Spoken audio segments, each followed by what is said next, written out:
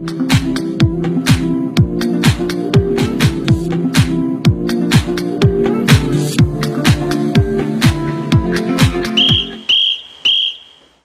à l'heure du coach, lors de votre émission, lors de votre édification et lors de votre repos. Aujourd'hui, nous sommes là pour parler d'un sujet intitulé « Face au vide ». Pourquoi face au vide? Il y a certaines personnes dans la vie, à un moment donné, et indépendamment de leur volonté, se retrouvent sans partenaire, sans compagnon ou sans compagne. Raison pour laquelle nous sommes là ce soir avec le couple du coach, Pasteur Léon Kalima et Véronique Kalima. Nous allons essayer de parler de ce vide-là, de quelle attitude prendre face à ce vide-là et donner des pistes de solutions, comment combler ce vide-là d'une manière ou d'une autre. Bonsoir, Pasteur Léon Kalima. Bonsoir, Madame Hortense Mouzembe. Bonsoir, Pasteur Véronique Kalima. Bonsoir, Madame. Je suis très heureuse de vous recevoir encore ce soir sur le grand plateau de Vert Pâturage pour parler de Face au vide. Tel est le thème de ce soir. Alors, la première question, je la pose au Pasteur Léon Kalima. Dieu, à la création, il crée l'homme. Dieu le voyait en tant qu'homme mâle ou homme en tant qu'être humain lors de la création? Oui, lors de la création, bien sûr, si nous partons de Genèse chapitre 1, quand Dieu a dit « faisons l'homme à notre image et selon notre ressemblance », là il parlait de l'homme en tant qu'être humain, sans sexe. L'homme en général. L'homme en général, en tant qu'être humain. C'est ainsi que dans le verset qui suit, Genèse 1, 26, c'est bien dit que Dieu créa l'homme, il les créa, homme et femme. La femme comprise. Maintenant, la femme, c'est-à-dire les deux sexes compris. Compris. Oui, mais au départ, il a parlé de l'homme en général, c'est-à-dire homme et femme, mâle et femelle. Oui. Mâle et femelle. Et dans Genèse 2, maintenant c'est la manifestation, les détails, comment c'est venu. Hein? Dans la pensée de Dieu, l'homme et la femme existaient déjà en tant qu'esprit. Mais il fallait les manifester sur la terre. Ok. Il a créé d'abord, il a manifesté d'abord l'homme mâle. Ok. Il a manifesté d'abord l'homme mâle sur la terre. Oui. Et il lui a donné un certain nombre de tâches. Il l'a placé dans le jardin d'Éden. Il lui a demandé de les garder, de les cultiver, et ainsi de suite. Il lui a demandé de nommer les animaux et les oiseaux. L'homme l'a fait. Mais Dieu a vu que l'homme était désespérément seul. Il avait certainement les animaux à côté. C'est Dieu qui a constaté. Il était dans le comportement de l'homme. Là, la Bible le dit clairement. Oui. Hein? Elle dit quoi? La Bible dit ceci. Dieu a dit qu'il n'est pas bon que l'homme soit seul. C'est un constat qu'il a fait. Ah oui. Il a constaté le vide. Dieu a dit qu'il n'est pas bon que l'homme soit seul. Okay. Et il poursuit, dit, je vais lui faire une aide semblable. Donc, c'est Dieu. C'est Dieu.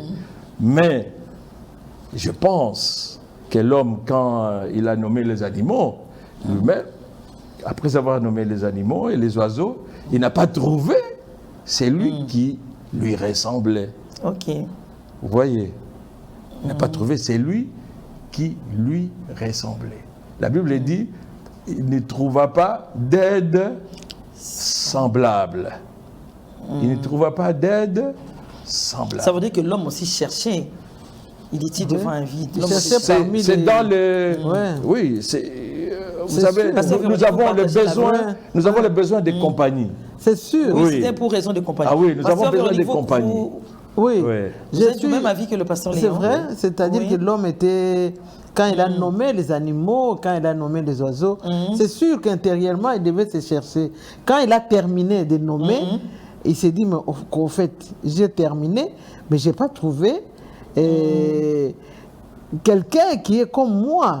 Je suis sûr que c'est ça. Ouais. Alors, c'est en ce moment-là que Dieu, dans son omniscience, il a jugé que non, il nous faut faire une aide semblable.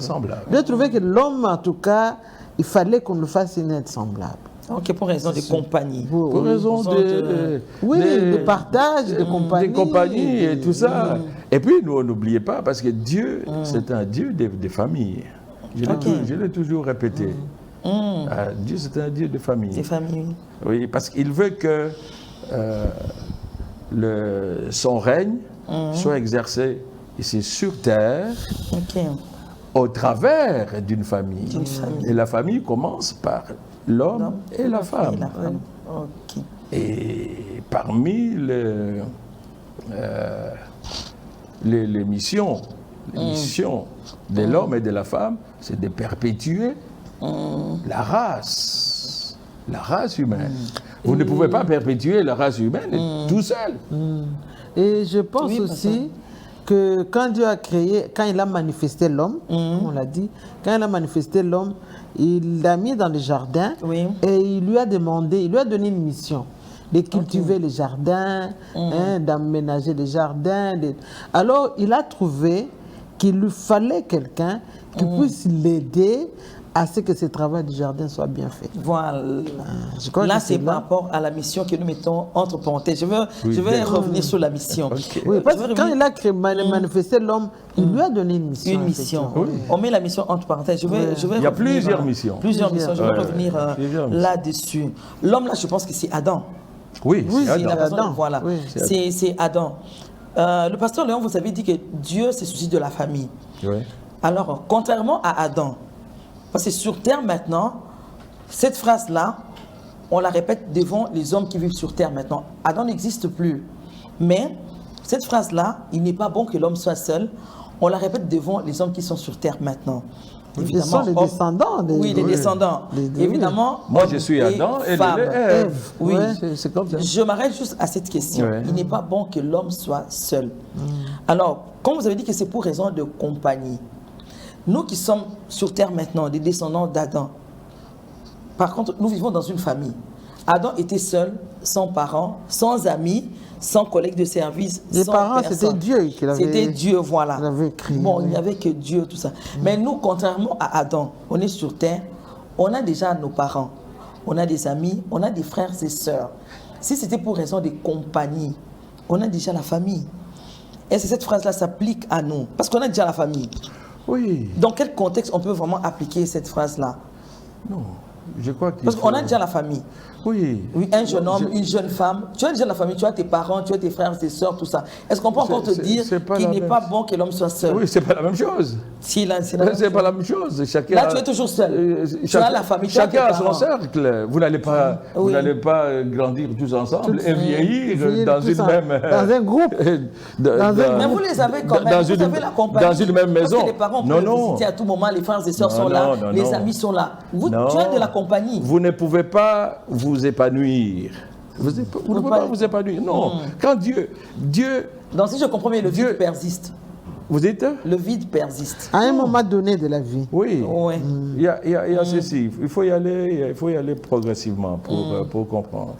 Dieu manifeste l'homme sur la terre. Et lui, il dit qu'il n'est pas bon que l'homme soit seul. Je vais lui faire une aide semblable. Dieu lui présente les animaux et les oiseaux, la nature. Ce n'était pas la compagnie dont... L'homme commence à nommer. Hein? Il commence à nommer, à nommer. C'est pas la compagnie que Dieu visait. Non, non. Ok. Non. Dieu, dans sa préscience, parce qu'il les avait déjà créés. Il les avait déjà créés spirituellement.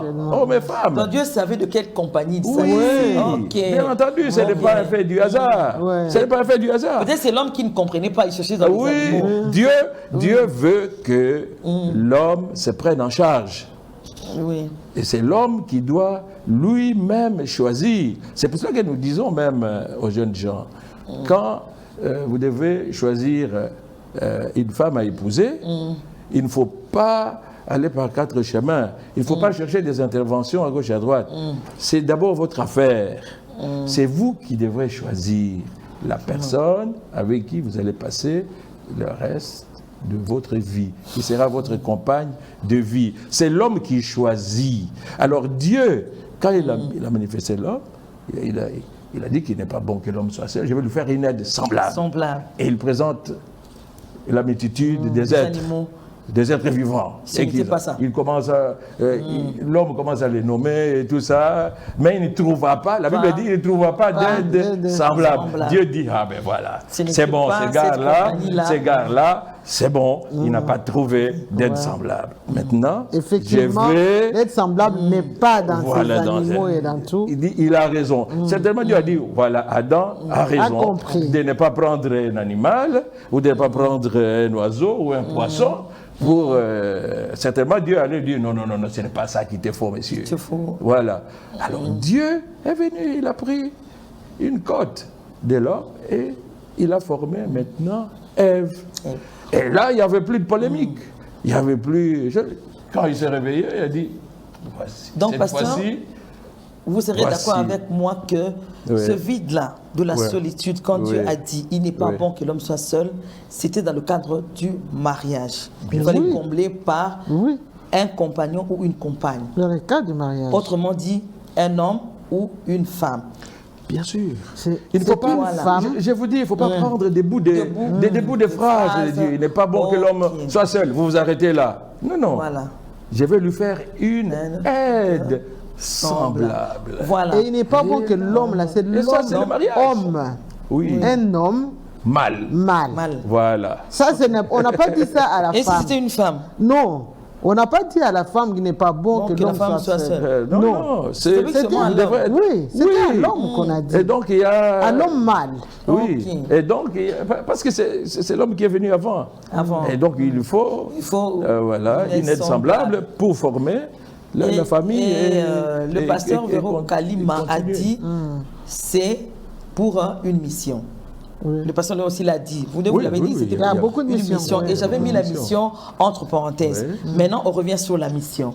Les deux mis ensemble, c'est pour accomplir une mission. Mais je l'ai dit au début de mon émission.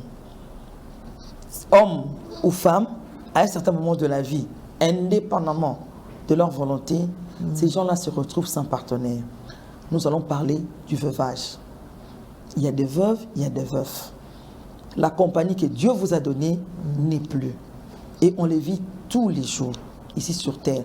On assiste à des deuils et vous allez voir, il y a une femme qui reste sans compagnon, sans partenaire.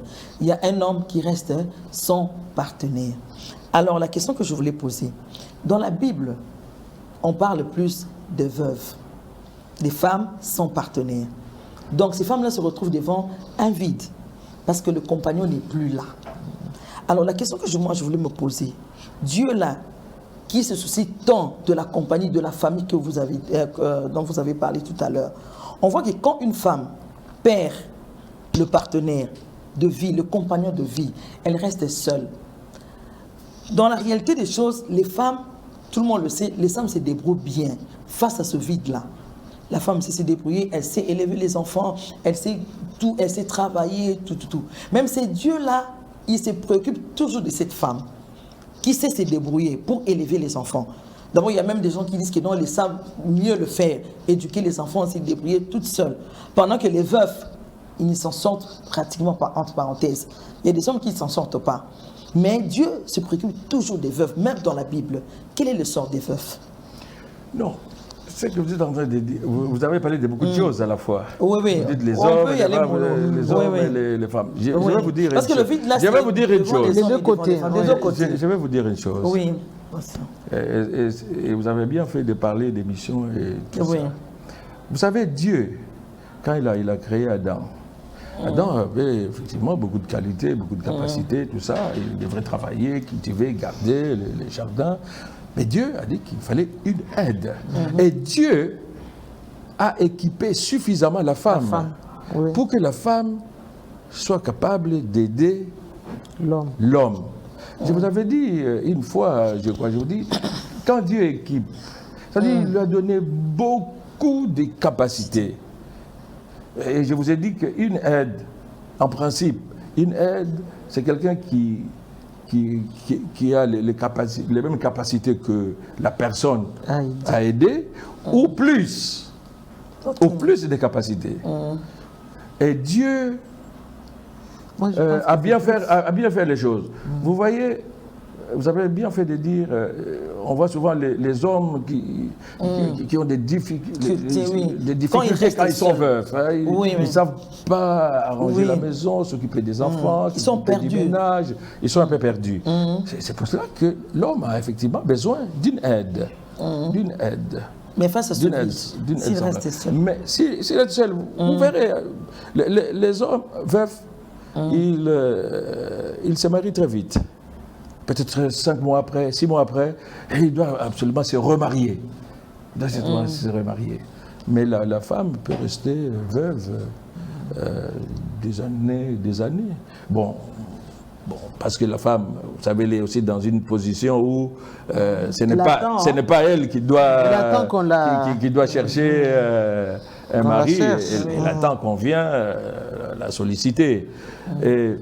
Donc, raison pour laquelle Dieu se soucie d'elle, plus que les autres. Dieu, non, c'est pas ça. Non, c'est pas ça. Parce que même dans la Bible, on ne voit pas où Dieu parle des veufs. Non, c'est-à-dire que je vous ai dit que l'homme a la capacité de trouver rapidement une aide semblable. Qui vient de Il a cette capacité, il va chercher une aide semblable. Parce que s'il est veuf, il va se remarier. Mais la femme, pour se remarier, ça prend du temps. C'est pour cela que Dieu a émis et a édicté des lois concernant les veuves. Donc la veuve est parmi les personnes vulnérables de tout le temps. Même dans la Bible. Non, pas les veuves. Non, la veuve, les orphelins, les étrangers sont parmi les personnes vulnérables. Vous avez dit tout à l'heure, pasteur. Et pourtant, elle est suffisamment équipée. Elle est suffisamment équipée. Mais la famille... Mais pourquoi on la classe encore parmi les vulnérables? Les vulnérables, c'est-à-dire les gens qui doivent... qui doivent avoir une attention particulière des autres. Et ça, c'est important. Parce que Dieu, il veut combler ce vide-là. Ça tire une sorte de pitié. Non, il faut combler ce vide. Il faut combler ce vide. Il faut combler ce vide. Dieu n'aime pas que... Quand il y a quelque chose qui disparaît, Dieu il va absolument combler. Ah oui, Dieu ne laisse pas les gens dans la misère, dans la déréliction, l'abandon total. Non. Notre Dieu nous comble. C'est ainsi qu'il cherche à combler la femme, il cherche à combler les orphelins. On dit qu'il est le défenseur des veuves. Je pose une question au pasteur Véronique Kalima. Oui. J'ai une question pour le pasteur Véronique Kalima. Oui. Par rapport à ce que vous avez dit. Oui. Pasteur Véronique, le pasteur Léon a dit, les hommes, en fait, ils sont prompts à se remarier. Oui. Tellement ils ne supportent pas ce vide-là. Ils veulent vite le combler. Les femmes, plutôt, elles subissent trop longtemps ce vide. Bon, volontairement ou involontairement, mais du moins les femmes restent seules pendant un long moment. Bon, il y a d'autres qui finissent par se remarier, ça on en parlera. Mais du moins, il y a beaucoup de femmes qui restent trop longtemps seules. Pourquoi cette différence-là? Pourquoi les femmes restent-elles comme ça? C'est dû à quoi? Pasteur Véro, c'est dû à quoi? Mais c'est ce que Pasteur Véro a dit. Et pourtant, ce n'est pas un péché de se remarier le plus Non, c'est pas un péché. Il faut combler le vide, comme le pasteur l'a dit. Mais les femmes, pourquoi les femmes ne se remarient-elles pas vite? À mon avis, je pense que les femmes ont cette capacité-là de supporter certaines choses. Ont une certaine capacité, malgré que Dieu met beaucoup d'importance, que la femme, il est supporteur de veuves et tout ça. Mais tu sais, la femme, même quand Dieu l'a créée, c'est la femme que Dieu a mis à côté de l'homme pour l'aider. Parce que on a dit tout à l'heure ici qu'une aide, c'est une personne qui est même parfois même plus forte que la personne à aider. Parce que la personne à aider, parfois il y a cette chose qu'elle ne parvient pas à faire. Et la personne qui doit aider, elle a cette capacité-là d'aider. Donc elle supporte mieux le vide. Voilà. Le vide. Elle supporte mieux, la femme peut supporter mieux. Elle trouve que pour se remarier, les femmes... Peut-être aussi, ce n'est même pas un vide, hein, quand le mari meurt. Non. Peut-être ce n'est pas un vide, hein, pasteur Véronique. Non, c'est toujours un vide. Oui, parce que si c'est un vide, là... C'est un vide. C'est un vide. Si, se sont aimés. C'est pas un réel vide. Non. Ce vide-là, non, il ne faut pas aller de ce côté-là. Je sais que c'est une question que je pose. Non, c'est un vide parce que la personne avec laquelle on a vécu longtemps et qui disparaît, c'est un vide. Et moi, je pense que les femmes, en général, elles ne trouvent pas nécessaire de se remarier vite. Oui. Les femmes, elles ne trouvent pas, elles pensent que... Ce n'est pas un débarras. Non. Quelque part. Non. Quelque part, j'ai dit... Ça ne peut pas être un débat. À moins que, même si, peut-être, si d'aventure, c'était un couple, à problème. Parce que souvent, on remarque qu'il y a certaines femmes en couple, et d'une manière, mais...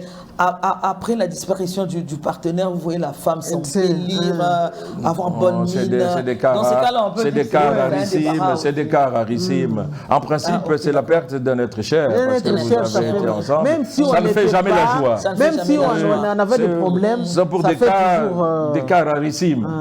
Mais la femme supporte. Mais ça peut attirer l'attention des gens qui regardent. Ça peut attirer l'attention des gens qui regardent. On se dira, mais cette femme-là, elle était avec son mari, elle n'était pas comme ça. Juste après la mort de son mari, elle embellit, elle a bonne mine. Oui, non, c'est rare. On peut interpréter mal. On est en Afrique, pasteur. Oui, non, je crois que ce sont des cas. Non. Il ne faut pas caricaturer. Il ne faut pas caricaturer. Ce sont des cas rarissimes. Oui, pasteur Véronique. Moi, je pense que la femme, elle est suffisamment forte pour pouvoir supporter cette situation. Elle est suffisamment forte. C'est ainsi que parfois, elle ne trouve pas nécessaire de se remarier. Parfois. Elle est forte, mais je crois que c'est pour cela que Dieu met beaucoup d'attention sur elle. Elle est suffisamment forte. Elle peut supporter cette situation-là. Elle peut rester, elle se dit non, je ne vois pas pourquoi je peux me remarier. Mais bon, ce n'est pas un péché si elle se remarie. Mais parce qu'on ne leur interdit pas. Non, on ne leur interdit pas. Mais elle se sent, la femme, telle que Dieu l'a créée, elle est forte. Telle que Dieu a créé la femme, elle est forte, elle peut rester un temps suffisamment long avant de pouvoir se remarier. Et vous ne pensez pas que ça peut être aussi l'environnement? Comme j'ai dit tantôt, on est bantou, l'environnement aussi peut avoir un impact sur ça, vous ne pensez pas?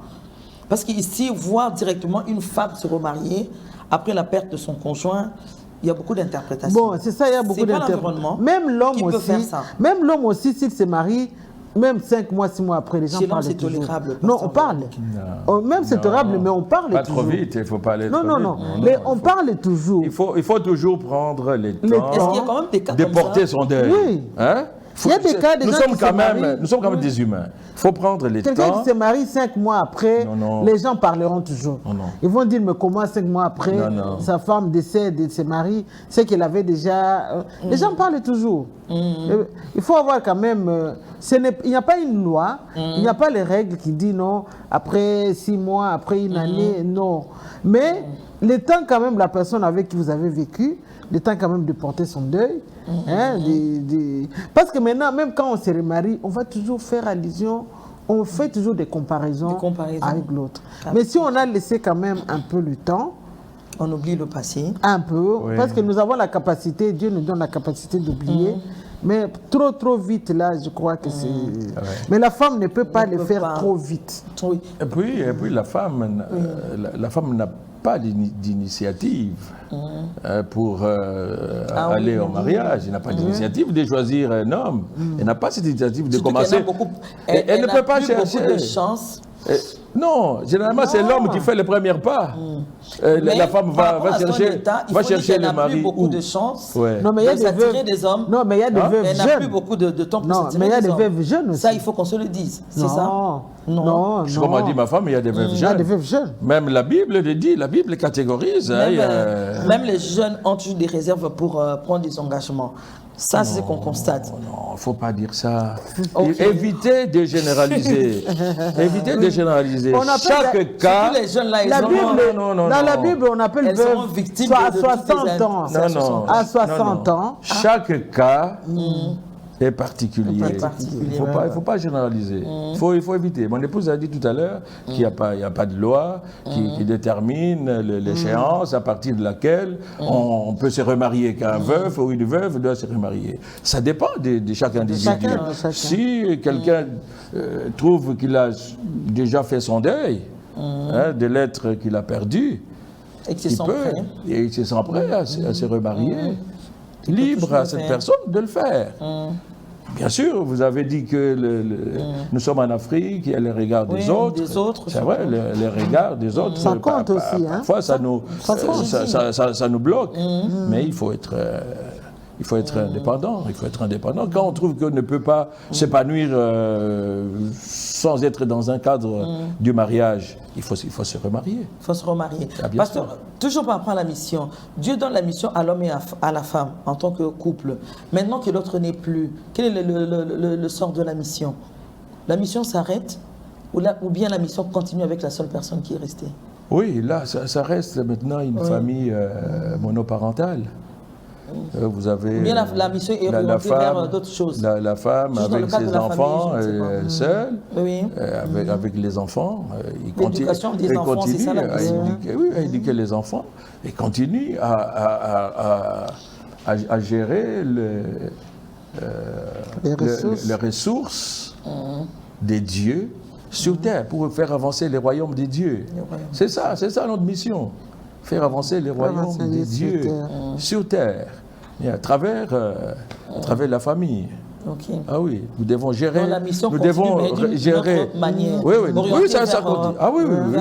Nous devons gérer les ressources que Dieu met à notre disposition pour faire avancer le royaume des dieux. Nous devons gérer les royaumes des dieux sur terre. Sur terre. Et dans le cadre de la famille. De la famille toujours. Oui, dans le cadre de la famille. Mais s'il se trouve qu'il y a un élément qui est amputé, et ça continue. Ça continue. La mission continue avec une famille monoparentale. Ah oui. Oui, pasteur Véronique Kalima. À un moment donné, vous avez parlé de l'âge de la veuve. Oui. Vous avez parlé de 60 ans. Cet âge-là, que signifie cet âge? Non, c'est par rapport à quoi? C'est parce que la Bible nous dit... La vraie veuve, c'est à partir de qui a 60 ans? Oui. Est-ce qu'il y a une différence entre les veuves de moins de 60 ans et les veuves d'à partir des 60 ans? Il y a une différence? Bon, oui, différence, c'est l'âge, en fait. Ça, ils sont jeunes. Malheureusement, on est en train de parler seulement des veuves. Pourtant, le vide là, c'est aussi avec les hommes. Mais on y va quand même comme ça. Oui, les veuves de moins... Je vous dis, les veuves, c'est pour vous compléter. Après, ma femme va répondre. Je vous ai dit que les veuves, pour Dieu, les veuves, les orphelins, les étrangers, font partie des personnes vulnérables. Oui, sur lesquelles il faut une attention particulière. Et pourtant, on doit aussi parler des veuves. Parce que les veuves ont l'initiative de se remarier. De se remarier vite ou pas. Ok. Ont l'initiative de se remarier. De combler rapidement le vide. Le vide. Oui, une veuve, dans la Bible, on parle de véritables veuves à 60 ans. La Bible dit même de véritables à 60 ans. C'est à 60 ans. Oui. C'est ça qui est véritable. Quand on a moins de 60 ans, ou même à 60 ans aussi, mais quand on a moins de 60 ans, on est faussement veuve. On est... Non, jeune veuve. Jeune veuve. La Bible le dit. Jeune veuve. On peut se remarier à volonté, jeune veuve. Mais quand on a 60 ans déjà, je crois qu'à 60 ans, à moins que tu trouves aussi un veuf de 60 ans. Les veuves de 60 ans, oui, parce que ce n'est pas interdit non plus. Mais les véritables veuves sont celles qui ont au moins 60 ans. Là, ce sont des jeunes veuves. Des jeunes veuves. Et Paul le dit si bien dans 1 Timothée 5. Il a beaucoup parlé les jeunes veuves. Oui, parce que les jeunes veuves, souvent, ils ont remarqué dans leur société que les jeunes veuves étaient poussées assez rapidement à se compromettre dans la sexualité. Vous voyez, mais alors, elle cherche à combler le vide. Les plaisirs sexuels. Et là, c'est... Vous voyez que les jeunes veuves n'arrivent pas à supporter ce vide-là. Les jeunes veuves. Oui, les jeunes veuves. Elles n'arrivent pas à supporter le vide. Oui, mais il faut combler ça en s'attachant au travail dans le Seigneur. Et c'est le Seigneur qui va vous fortifier pour que vous ne puissiez pas développer des voluptés, des désirs sexuels des grands plaisirs ou la propension à la débauche. Alors, Paul a réglementé cela. C'est par rapport à ce qu'on voyait dans la société. Que les jeunes veuves passaient de maison en maison, et puis elle s'est dévergondée, et tout ça. Elle dit non. En tout cas, les jeunes veuves, l'Église ne doit pas s'occuper des jeunes veuves. Pourquoi, parce qu'elles sont promptes à chercher vite, à s'ouvrir. Mais quand je dis de toutes les veuves, non, ça c'est Paul. J'ai dit, je parle de Paul. Je parle de Paul. Tandis que Dieu, au commencement, quand vous lisez dans Deutéronome, 26, 12, Dieu ne parle pas des jeunes veuves. 12 à 13, Dieu parle de veuves en général. C'est Paul qui parle des jeunes veuves. C'est Paul qui parle des jeunes veuves, tout ça. Parce qu'il a vu que les jeunes veuves sont un peu là. Un peu olé, en train de chercher à s'ouvrir, comme je dis, leur désir sexuel. Elle a dit non, je crois qu'il a observé, il dit non. Au moins à partir des 60 ans, là, c'est peut-être l'âge de la sagesse.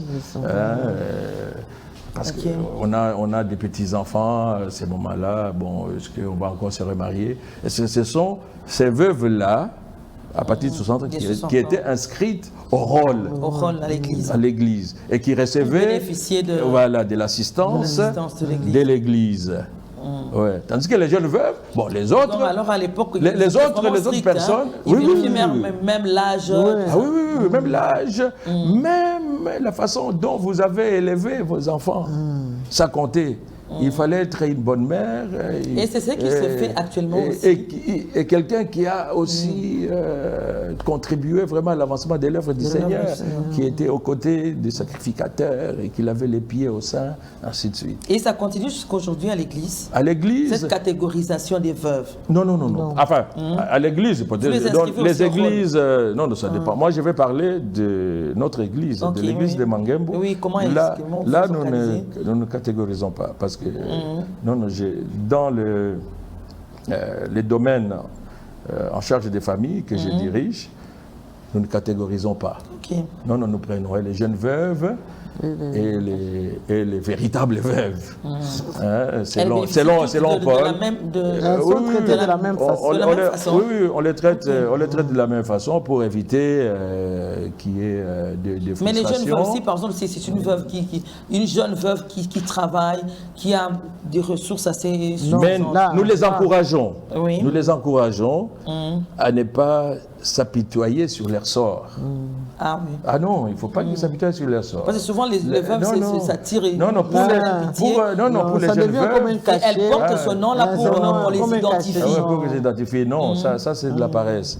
Nous les boostons, nous les exhortons à travailler, à produire quelque chose, à ne pas croiser les bras, à bouger, ainsi de suite. Les véritables veuves, selon Paul, ceux qui ont 60 ans et plus, c'est là, nous avons une attention beaucoup plus soutenue. Et nous contactons aussi leurs membres de famille, parce que la Bible dit qu'il faut que la famille s'occupe aussi des veuves, en tant que parents. Surtout si elle a des enfants. Si elle a des enfants, il faut que les enfants s'occupent des veuves. C'est pour ça que la Bible est stricte là-dessus. Dans 1 Timothée 5, 3, on dit honore les veuves. Il faut honorer les veuves. Donc les honorer, c'est-à-dire les respecter et les combler de toutes sortes d'attentions. Oui, et des révérences. Elles sont réellement comblées. Selon les témoignages, est-ce que ces veuves-là se sentent comblées? Parce que c'est un vide. Tout ce qu'on leur donne à l'église, l'attention, les biens, l'assistance matérielle, tout ça. Il faut leur poser la question. Moi, je ne peux pas parler. C'est difficile que ce soit comblé. Je ne peux pas parler à leur place. Je ne peux pas parler à leur place. Mais l'église de Mangembo fait beaucoup de choses pour les veuves.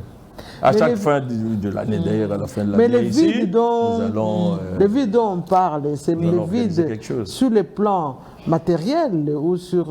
en général. En général. Sentimental, oui. tout. Mais sentimental, ils ne sont pas comblés parce que là, il n'y a plus personne. Mais sur le plan matériel et sur ça, c'est autre chose. Mais le vide ne peut pas être comblé totalement parce que sur le plan sentimental, ils ne sont plus, il n'y a plus leurs conjoints ne sont non, plus vous là. savez, l'Église fait un travail, non seulement matériel, mais spirituel aussi. Okay. Parce que Dieu cherche à ce que nous puissions nous réjouir en lui.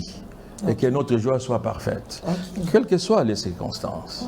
Même si quelqu'un a perdu un être cher, nous prions pour que Dieu comble ces vides. Et la personne, même si elle est veuve, ah oui, il est le défenseur des veuves. Il est dit, on a dit le mari, la Bible dit le mari. Le mari est le défenseur des veuves. Quand vous lisez Psaume 68, je vous remets sur les Écritures. Oui. Psaume 68. Défenseur. Psaume 68, verset 6. Ok. Hein? Oui. La Bible parle du père des orphelins et du défenseur des veuves. C'est les dieux. En tant que personne vulnérable, Dieu les défend. Mais Dieu les défend. Dieu, c'est leur avocat. Oui. Donc, c'est l'aspect spirituel. Oui. Mais quand même en tant que mari, nous aussi, nous sommes les épouses.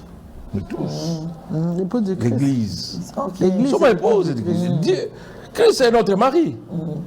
C'est-à-dire que c'est lui qui comble. Parce que beaucoup de gens ne comprennent pas quand la Bible dit oui, non, Dieu est le mari de veuve. Les gens se posent même des questions. Comment Dieu peut-il être le mari d'une veuve? Qu'est-ce que Dieu va faire à une veuve? C'est sur le plan spirituel, il vient lui apporter la paix, la joie, tous ces dons, le vide que le conjoint a laissé. Sur le plan humain, le conjoint a laissé un vide. Dieu, lui, il est là. Dieu va faire combler ce vide-là sur le plan spirituel. Et il y a des veuves qui s'épanouissent. Bien sûr, qui s'épanouissent. Parce que Dieu les comble et ils ont aussi des enfants. Ma mère était veuve je crois, à 50 ans. Okay.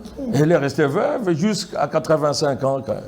35 ans de vide. Ah oui. Okay. Mais elle ne s'est jamais plainte. Enfin, devant nous, jamais. Parce qu'elle était fervente à l'église, et nous l'assistions, mais elle ne nous a jamais dit. Mais Dieu arrange bien les choses. Dieu arrange bien les choses. Ah oui. Alors, pasteur, là, on rentre... Qu'il est défenseur des veuves, c'est pour les combler. Oui, je rentre vers les jeunes veuves. J'ai une question pour les jeunes veuves. Une jeune veuve, comme vous avez dit, elle a encore tous les sentiments en elle.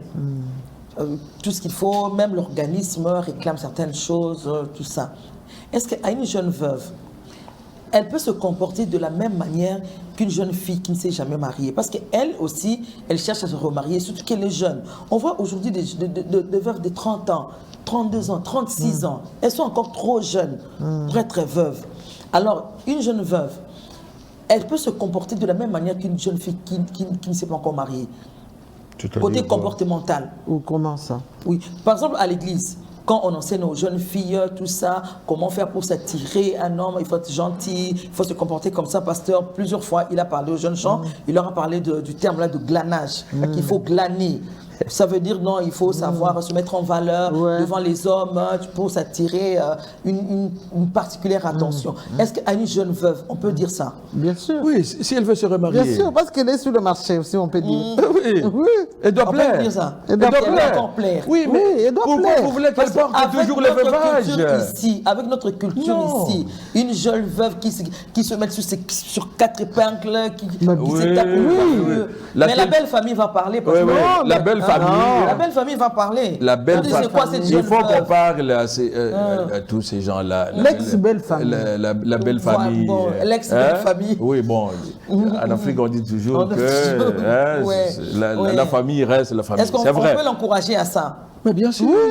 Parce que vous savez quoi? Parce que ces veuves-là, elles sont les premières à souffrir, d'abord, vis-à-vis les souffrances infligées. Les souffrances infligées par la belle famille. Parce que quand il s'agit de la succession... Mais là, ils n'auront pas le temps de porter leur deuil, pasteur. Quand il y a la succession, le problème de succession, vous savez comment ces peuples sont maltraités et tout ça. Dès que le mari meurt, on cherche d'abord à venir voir qu'est-ce que le mari a laissé, où sont les papiers de la maison, donner le numéro de compte bancaire et tout ça. Oui, celle qui perd, elle perd. Un être cher. Qui était avec elle. C'est elle qui souffre plus. C'est elle qui souffre. Mais devant cette bataille-là, quand elle se décide de se remarier, que vient faire encore l'ancienne belle famille qui l'avait maltraitée, qui ne l'a pas soutenue? Il n'a pas soutenu. Elle a le droit de refaire sa vie. Ah oui. Si elle a le droit de refaire sa vie et de vivre heureuse plus tard. C'est vrai. Donc on peut l'encourager à se comporter comme une jeune fille qui ne s'est jamais mariée. Oui. Comme toute jeune fille chrétienne, responsable, pas légère, non. Oui, correcte. Mais voilà. Parce que je suis à se remarier. Moi, je suis contre ceux qui veulent victimiser les veuves et toujours leur faire porter ça devient comme un cachet l'habit de deuil. Des veuves. Non. Oui. C'est une étape de la vie. C'est une étape de la vie. Elle se retrouvait veuve très jeune, mais il faut l'exhorter à se fortifier, et tout ça, prier pour elle, l'encourager à se remettre. Parce qu'ils ont quand même droit à la vie aussi, 60 ans. Elles ont encore 30-40 ans à vivre. Il faut les encourager aussi. Mais oui, il faut les encourager. C'est pour cela que la Bible est claire. Elle dit qu'il faut les aider. Ils doivent être inscrits au rôle dans l'Église. On doit les honorer. Et Dieu lui-même est leur défenseur. Ah oui. Dieu ne laisse pas les personnes vulnérables. Dieu veut que nous soyons dans la joie et que notre joie soit parfaite. Parfaite, ok. C'est comme ça. Mais ce qu'on doit savoir, c'est qu'il y a un jour pour naître, il y a un jour pour mourir. C'est ça. Ok. Ah oui. Oui, j'ai une question. Oui. Bon, pour une veuve qui prend la décision de rester telle qu'elle, de ne plus se marier, est-ce une bonne ou une mauvaise décision, quel que soit l'âge? Non, ça dépend. Ça dépend de la personne qui prend cette décision. Si elle trouve vraiment que ça ne sert plus à rien pour elle de se marier, on ne peut pas le forcer. On ne peut pas dire qu'il y a une mauvaise ou une bonne décision. Parce que ça dépend. Quels sont les mobiles qui les poussent à prendre cette décision? Si elle a des mobiles valables, et se dit non, peut-être qu'ils ont eu des enfants, je reste, j'élève mes enfants seul, je n'ai pas besoin. Bon, elle peut le faire, elle est libre.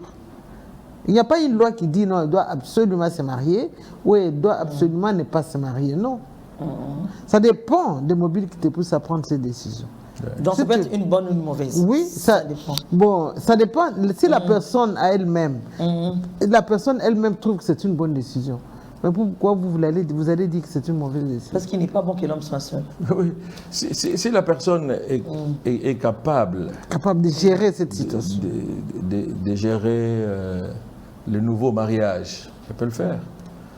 Ce qui est mauvais, c'est de se remarier,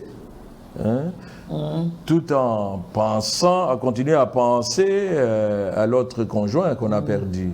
Et là, c'est pas bon. Il faut se remarier quand on a déjà, comme j'ai dit, on a déjà fini de faire son deuil. C'est-à-dire, on se sent vraiment libre de commencer une nouvelle vie. Vous parlez à vos enfants, si vous avez des enfants, vous parlez aux enfants. Si les enfants se sont d'accord et tout ça. Nous, à l'église, on remarie les veuves. Et quand ils viennent au counseling, devant nous, pasteurs, nous posons toujours la question, est-ce que vraiment, madame, vous avez apparemment, oublié. Ils ont un problème de choix. Est-ce que vous avez faire oublié un choix une deuxième fois, oui, c'est plus difficile que d'en faire la première fois. Oui, effectivement. Et comment vous les orientez? Elles sont beaucoup plus mûres. Que les vous prenez des décisions beaucoup plus mûres. Elles prennent suffisamment de temps. Et pas trop carré, parce qu'elles se réfèrent toujours au passé. Oui, ça reste. Une comparaison. Ça arrive. Surtout si... Elles sont les plus difficiles à orienter, apparemment. Surtout si les Décuyus a été un bon mari ou un mauvais mari. Vous voyez? Un très mauvais. Elles auront toujours tendance à comparer. On va comparer. Ou bien chercher la même personne. Ou chercher la même personne qui était très... Alors, quand elle ne retrouve pas ses traits de caractère, elle... Et là, maintenant, pasteur, j'ai comme l'impression que là, elle est butée à un problème. La personne qu'elle va choisir par rapport à elle et peut-être par rapport aux enfants, aux exigences des enfants. Oui, parce que nous demandons toujours... Parce qu'une bonne veuve, un bon veuf, avant de reprendre la vie des couples, doit demander aux enfants la vie des enfants.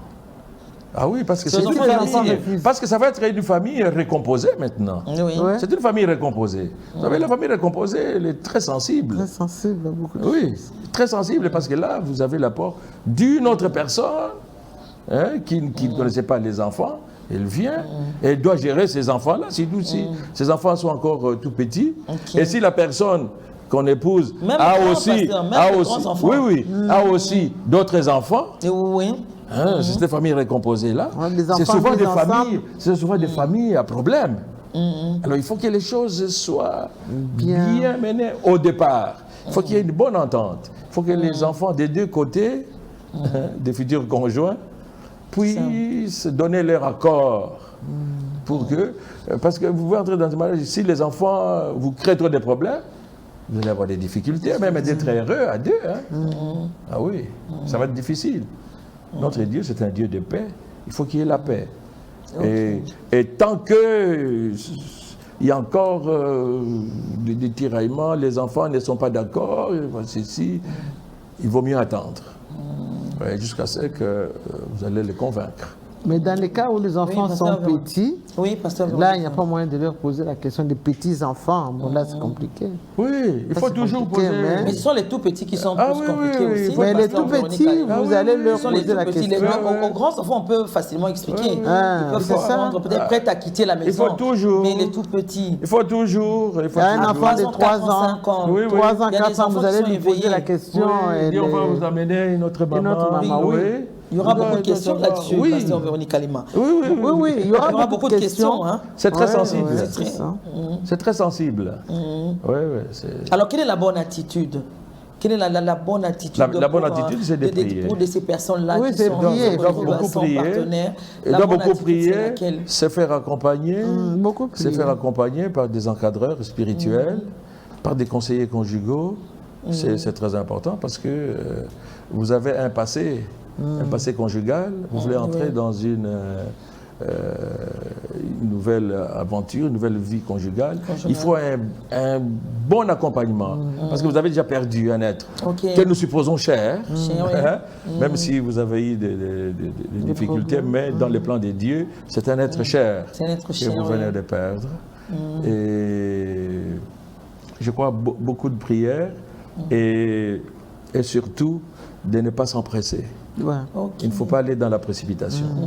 Non, il ne faut pas aller dans la précipitation, sinon ça risque d'être amer. Très amer. Très amer. C'est pour cela qu'il y a beaucoup de veuves qui restent dans le veuvage. Oui, parce qu'ils se disent, on ne sait jamais, je peux tomber sur un mauvais, puis qui va même brimer mes enfants. Alors, je préfère garder mes enfants. Et j'ai pris vraiment que les veuves soient fortifiées par le Saint-Esprit. Et que Dieu ne les abandonnera jamais. Voilà, et je voudrais que pour ce soir, que le pasteur Véronique donne le mot d'encouragement aux veuves. J'aimerais que ça vienne du pasteur Véronique Kalima en tant que femme. Si elle peut donner un mot d'encouragement à toutes les veuves qui nous suivent en ce moment. Oui, à toutes les veuves que nous suivent en ce moment, c'est que j'aimerais leur dire que d'abord, c'est la volonté de Dieu. Si c'est arrivé, vous avez commencé votre vie ensemble et Dieu a pris, il est parti, votre conjoint est parti avant. Il faudra se fortifier, beaucoup prier et demander à ce que Dieu puisse vous soutenir. Et si c'est une veuve qui n'est pas encore une veuve âgée, si elle trouve vraiment qu'elle a une possibilité, si elle a la force, ce qu'on peut dire, elle peut se remarier et elle va supporter, elle a déjà porté son deuil, rien ne peut l'empêcher de se remarier. L'empêcher de se remarier et elle va revivre une autre expérience, mais si elle pense qu'elle peut rester comme ça elle-même, avec ses enfants, faire grandir ses enfants, bon, il n'y a personne qui pourra les obliger de se remarier, mais ils doivent se mettre en tête que Dieu, il est le défenseur des veuves. Amen. Et c'est lui qui est le père des orphelins. Et Dieu n'abandonnera jamais les veuves. Il a une attention particulière pour les veuves. Ce sont des personnes qui sont très chères pour Dieu. Nous tous, nous sommes chers, mais il met l'action particulière sur les veuves et sur les orphelins. Donc, les familles, si vous brimez les veuves, c'est-à-dire que vous allez avoir des problèmes avec Dieu. Avec Dieu, voilà. Ça c'est sûr. Merci Pasteur Léon, merci Pasteur Véronique Kalima. Surtout merci beaucoup pour ces mots d'encouragement à toutes les veuves, à toutes les personnes qui nous ont suivis ce soir. Là, nous allons terminer ce numéro qui avait comme thème « Face au vide ». Mais « Face au vide » n'est pas fini. Nous allons y revenir pour parler aux jeunes gens, aux jeunes gens, hommes ou femmes, qui aujourd'hui, qui n'ont toujours pas trouvé de compagnon. On reviendra avec un autre numéro sur ces mêmes plateaux de Vert Pâturage. Pour ce soir, je vous dis au revoir, portez-vous bien et que Dieu vous bénisse dans vos maisons.